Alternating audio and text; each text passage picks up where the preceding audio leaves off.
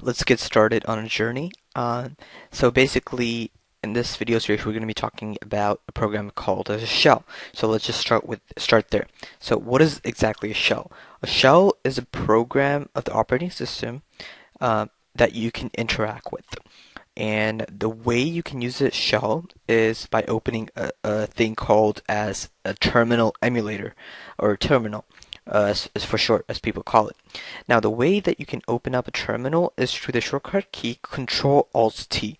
So let's just do that. So if I do Control Alt T, it's going to open up a terminal on my screen. So you see here, this is my terminal on my screen. Alternatively, you can go to the search bar or whatever that your operating system provides. In my case, I have Ubuntu installed, so I'm going to go to the search bar and type in terminal. If I do that, I'm going to get this icon here, and I just click that, and it opens the terminal up for me. So this program right here, it's used to interact with the operating system, and what you can do a lot of powerful stuff with it, like search the file system, sort the files, a lot of useful stuff.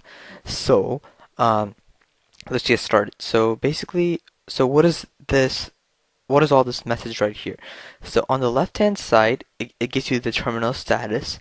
The tilde right here says that currently the terminal is located, or not the terminal, the currently that you are in the home directory, the user directory. So when you log on by default, you are into the home directory, and this gives you the username that of your account or whatever. And yeah, so let's get started. So whatever you type in and you press enter, what the operating system does, it interprets this command that you typed and it tries to make meaning out of it.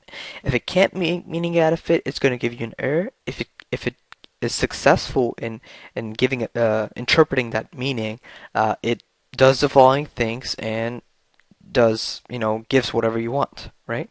The terminal, there are two types of graphical layouts in Linux. One is called the KDE, and the other one is called the GNOME. In the KDE, the terminal is called as a console, KONSOLE. I know it's spelled with K, but it's kind of weird, but yeah.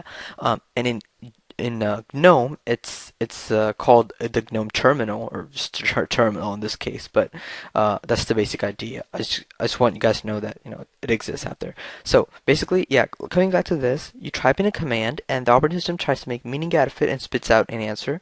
So in this case, you typed in something, it can't make a meaning out of it, so it gives you the error command not found. Let's try the thing again. So let's try giving a meaning again. It's saying again, if you type in some random stuff, it's saying I can't make meaning out of it. Now here we can introduce ourselves to a new cool feature that Linux provides, the terminal provides. If you use the up and down arrow keys on your keyboard, notice what you can do. You can navigate up and down of your previous command entered. So this feature is known as a command history, and Unix, I think it can remember up to 500 commands. So this reduces typing, and then you can just use up and down arrows instead of retyping your entire commands, which is a really useful thing.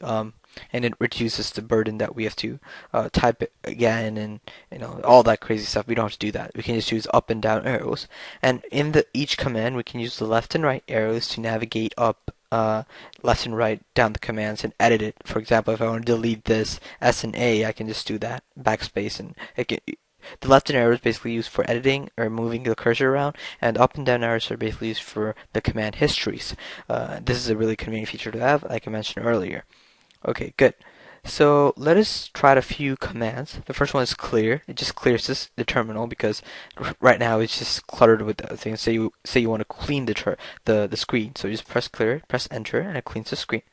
Okay. So basically, this is the general format for any command line utility or program.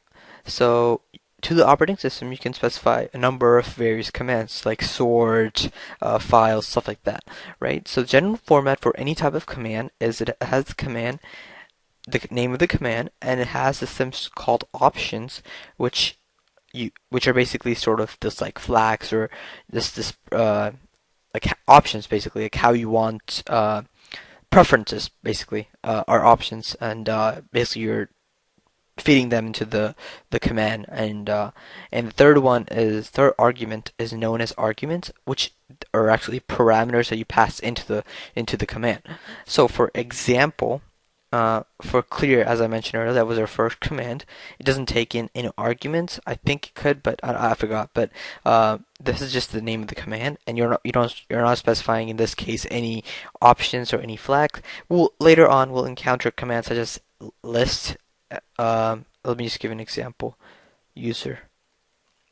So in this case, what we're doing is ls is the name of the command, and -l is the option that you're specifying, in this case long option, and the third one is argument to that ls command that you're executing. So like I mentioned earlier, general format is command, options, and the number of arguments, or the arguments, sorry. Okay, having said that done, let's try out a few commands. Like I mentioned earlier, we tried clear, right? So next command we're going to try out is a command known as cal, which displays a calendar. Isn't that kind of cool? Displaying kind of a calendar on your terminal, which is really cool. So you want to know the date of the current system, you can type in date, and that gives you the date of the today, basically. Alternatively, typing in the entire thing, calendar, gives you the entire list of special events that occurred today. It's kind of cool thing to know, you know. And Let me clear. So another utility that you might find useful, say you wanted to find the disk space that is free on your current system. You can use the command line utility df. df, what it stands for, I think, but I might be wrong. It's disk free space. So if you type in df, it gives you the percentage used of how many disks, the space used basically, and the space left available in your disk system, basically, stuff like that. But in general, if you want to know how many space in general does the computer have, so you can just use the command line utility free, and that gives you the total amount that is used and total amount that is free, available, whatever, and the buffers and the cached memory that is present.